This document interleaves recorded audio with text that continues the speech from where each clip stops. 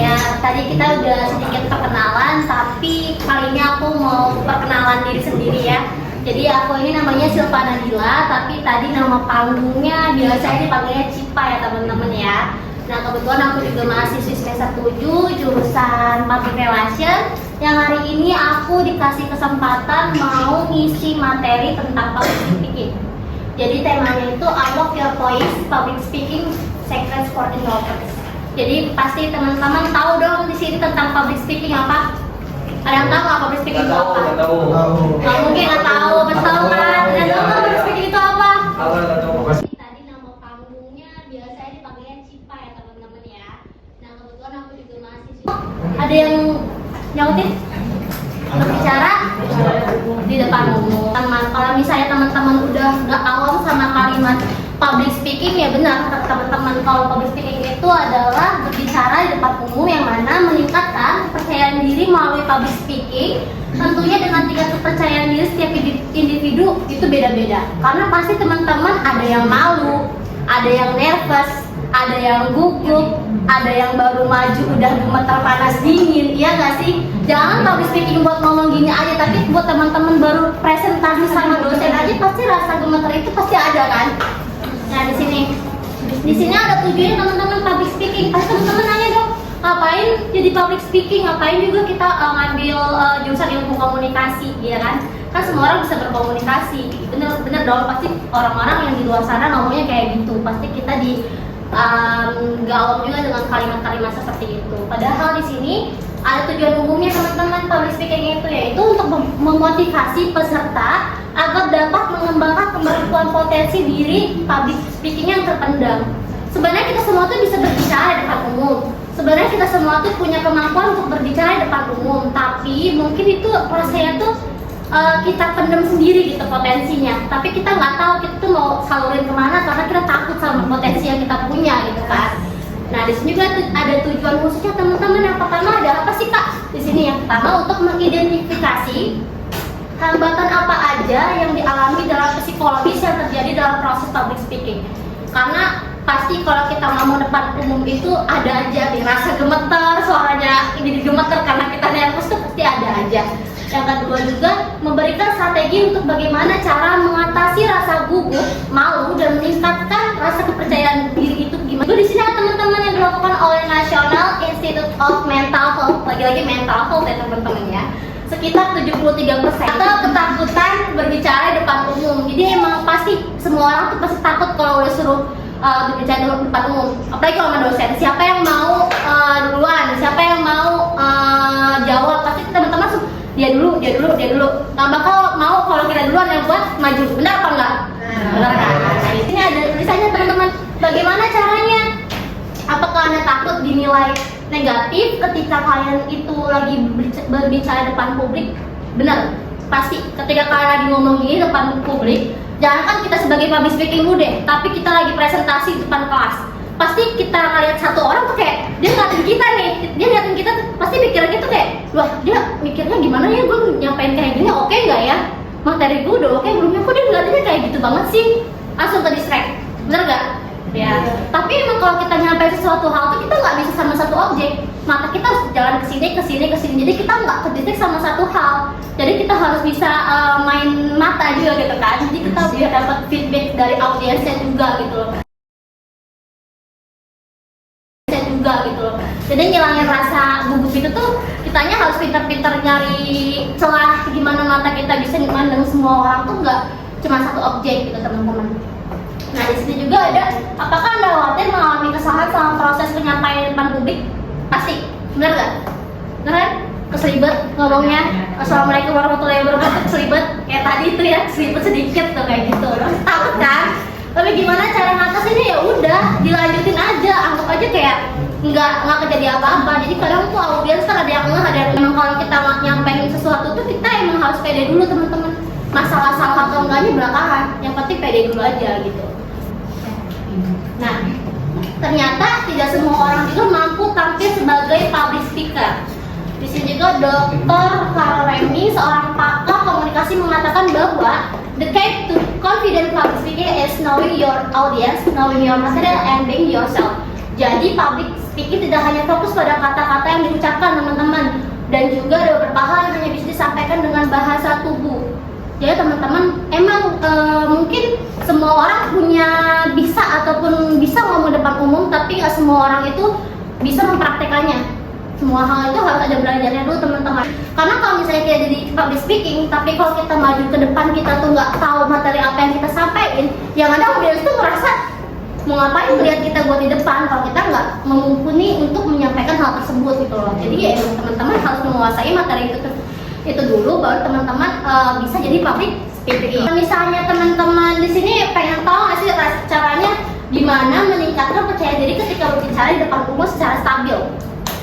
Gimana caranya? Yang tahu nggak? Nggak tahu. Gua nggak tahu sih, tahu dong. Ini perbaiki ekspresi diri. Perbaiki ekspresi diri itu kayak gimana sih kak? Nih teman-teman pasti kalau mau jadi public speaker atau presentasi takut gagal dulu. Aduh gue mau maju nih, gue takutnya gue salah, gue takutnya gagal, gue takutnya orang tuh gimana ya ke gue. Coba pas kita lagi di depan publik itu kita mikirnya kayak, oh gue bisa nih, gue udah oke nih gue. Terus juga penguasaan audiens yang tadi aku jelas ke teman-teman. Ketika teman-teman ada di depan publik, teman-teman harus menguasai materinya dulu. Kalau misalnya teman-teman nggak menguasai materinya, gimana audiens mau ngelirik kita? Gimana audiens itu tertarik buat ngeliatin kita?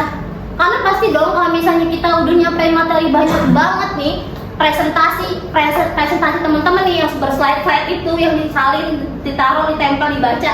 Kira-kira teman-teman tertarik gak buat melihatnya? Jujur? Enggak. Nih, teman-teman berkelompok kan, pasti dong berkelompok tugasnya, terus presentasi ini dari dosen. Tapi teman-teman langsung salin semuanya. Teman-teman presentasi depan kelas, dibaca slide-nya. Kira-kira teman-teman yang lain mau nggak ngeliatin temannya pas lagi membaca depan? Karena sama aja, kalau kita bisa membaca sendiri, benar nggak?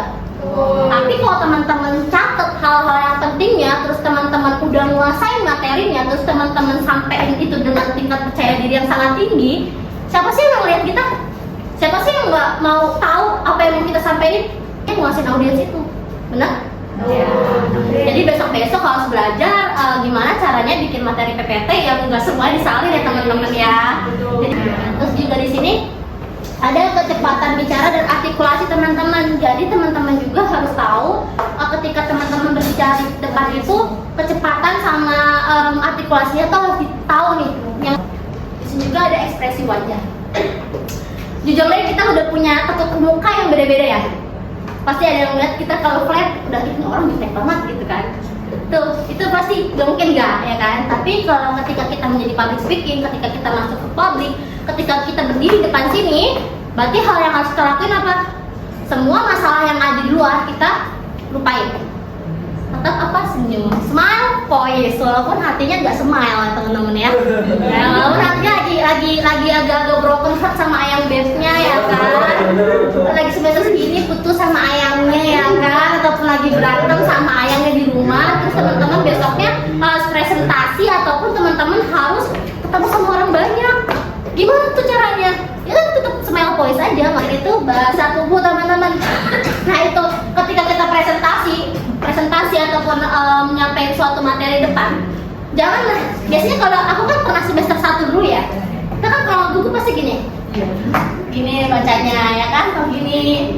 Kira-kira teman-teman mau ngeliatin nggak kalau temennya lagi presentasi terus kita begini, nah kan? Jadi kalau teman-teman lagi nyampein materi, kadang tuh kita harus menggerakkan tubuh kita teman-teman buat nge-quote statement yang kita bawain. Entah tangan kita yang gerak, atau mungkin kita sekali belok ke kanan, belok ke kiri. Tapi itu emang caranya supaya kita ngilangin nervousnya.